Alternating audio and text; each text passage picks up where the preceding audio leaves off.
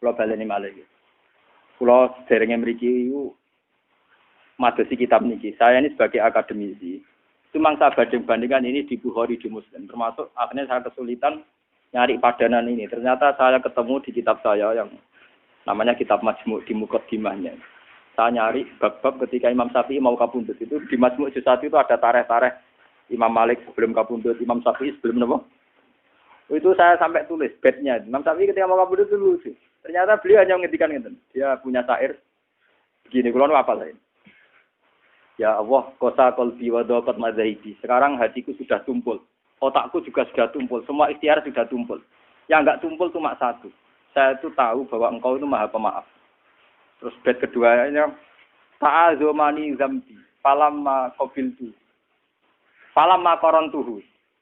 Sebetulnya saya ini merasa dosa saya juga banyak. Tapi seyakin-yakin saya bahwa dosa saya banyak. Tetap saya yakin bahwa ampunan engkau lebih banyak. Mboten ngarah dosa kula mbek ampunan jenengan kathah. Ampun dosa kula mboten ngarah terus. Sampai muridnya akhirnya sing teko mau nangis itu ra sida. Murid nomor 2 hari guyu-guyu. Kula nggih yakin Gusti dosa kula nu kathah. Tapi sak kata-kata itu dosa kula tetep roh sik akeh ngepurane. Terus ayat yang ketiga itu malah lucu. Fa in tantakim minni falastu bi ayisin wa in gaqalat nafsi bi jurmin jahannam. Terus saya baca itu tuh nangis. Dan itu pasti saya lakukan. Saya sebelumnya sudah berpikir gitu. Cuma golek kanca kok ora entuk ngono, paham. Jadi ya kanca ini kan ora gunane maksudnya. Saya sebenarnya sudah lama berpikir gitu, tapi golek kanca kok ora entuk. Maksudnya kanca sing imam sing sofa kan ora penting. Ternyata Imam Syafi'i itu persis. Saya tuh dulu ya Gusti, ade kan saya nanti di neraka. Misalnya gampangannya aku sok ben neraka, Mustafa aja ora misalnya di neraka. Itu Imam Syafi'i ternyata bayangkan gitu juga. Fa in tantakim minni falastu bi aizin. Andaikan nanti engkau menyiksa saya dan saya jelas-jelas di neraka, falastu bi aizin. Saya tetap tidak putus asa. Wa in daqalat nafsi bi jurmin jahannam. Meskipun saya masuk neraka karena dosa saya. Itu saya dulu nyari teman yang ngomong gitu tuh nyari, ternyata ketemu saya tuh syukur. Sampai saya entah sudah berapa gara-gara nyukuri. Sampai istri saya bilang, Gus jenengan nak sinau kaya ABG. Untuk ngono kok seneng kowe ora karo aku. Aku untuk kanca anyar, maksudnya kanca gablek yang maksudnya.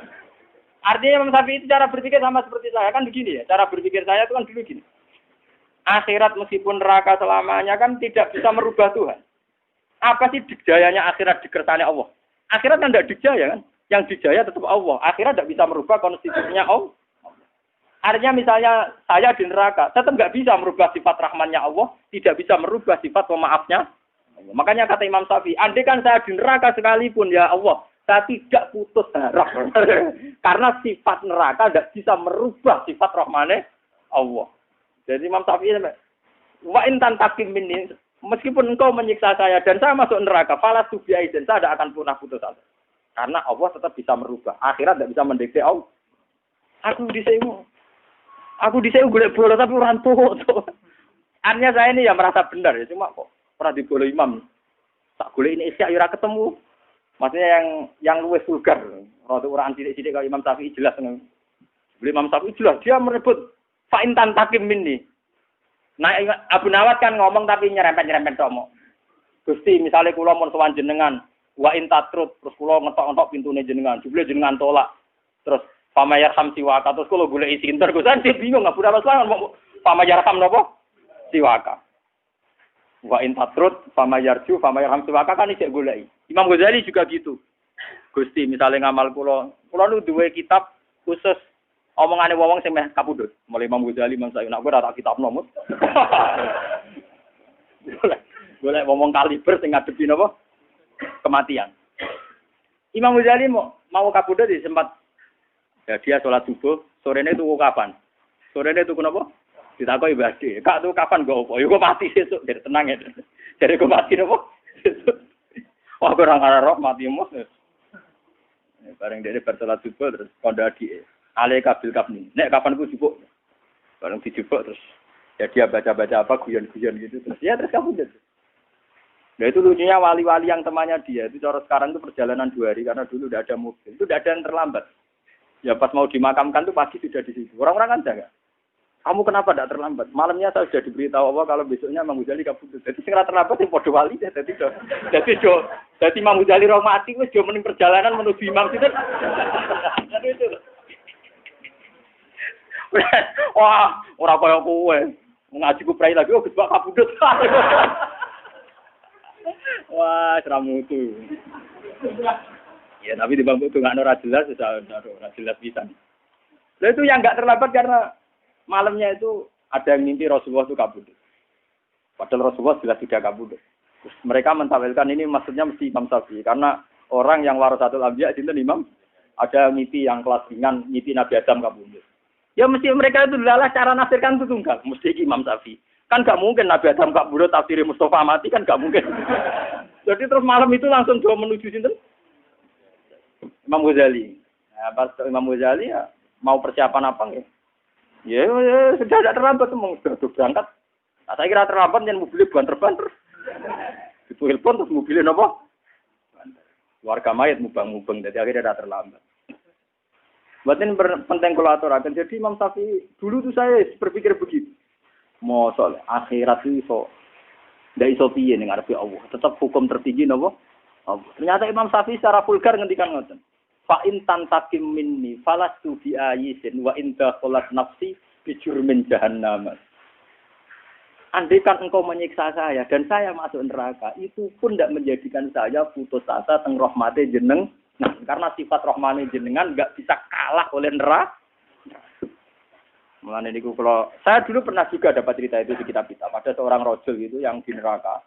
Itu dia tepiridan ya Hanan di dateng akeh welasi. Padahal neraka umumnya kejet-kejet dia tetep ya Hanan. Sampai malaikat itu takok. Wong kowe karuan disiksa isih muji ya Hanan den maksudnya. Wong kowe karuan disiksa isih muji Allah ya apa? Ya Hanan. Jawabnya dia enak. Masih aku disiksa sifatnya Allah tetap ya Hanan. Zat pemberi maaf, zat yang kasihan, yang apa. Akhirnya malaikat itu matur Tuhan, ya Allah. Padahal Allah tentu lebih tahu. Ada seorang rajul di Qori Jahanam yang telengen rokok. Dia itu muji-muji engkau ya Hanan, ya Manan. Terus dari pengiran. Ya saya tidak tahu. Panjang tak tes. Dia ini seneng aku pas ning swarga pun rokok, dia seneng. Terus rajul tak tahu, wah dia seneng banget.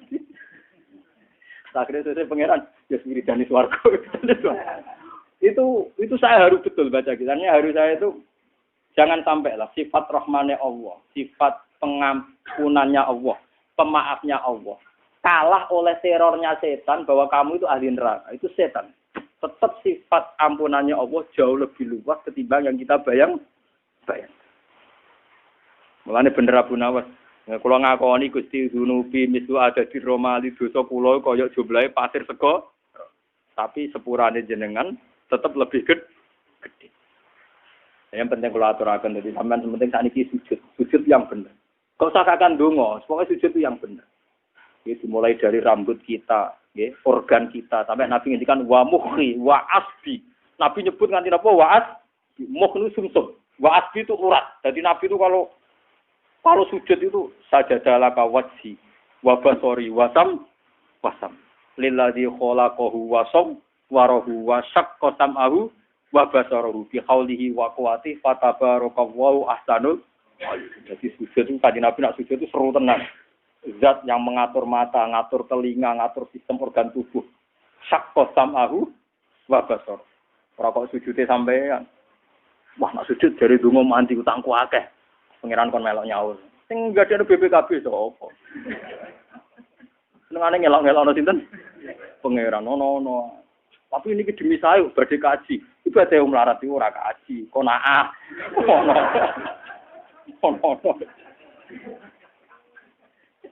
Mboten nanti kepen kaji nggih monggo tapi urutane wong melarat itu ibadah napa? Nah, ambil sabar. Muhammad ini tenan, mau hadis sing medeni tapi sampean mau ane Imam Syafi'i mawon. Jadi Imam Syafi'i kula nganti tak apal loh. Jadi sing kula mengenang tenan itu beliau secara vulgar, secara jelas fa in tantakim minni falastu napa bi ayisin. Andaikan kau menyiksa aku pun saya ini tidak akan putus asa. Wa in dakhalat nafsi bi jurmin napa? Jannah. Mungkin iki kula donga kersane jenengan menjaga rojak harapan kepada Allah Subhanahu wa taala. Mumpun jenengan ngambil kula. Kita memang ingin sekali meninggalkan dosa kesalahan, tapi sing pun jenengan harus yakin ditobati dan ingin sekali dekat dengan Allah Subhanahu wa taala. Al-Fatihah.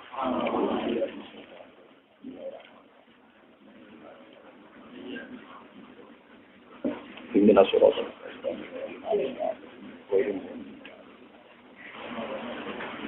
Bismillahirrahmanirrahim. Nahmaduka ya afu ya karim ya rahim. Lakal hamdu idza radita wa lakal hamdu ba'da ridha.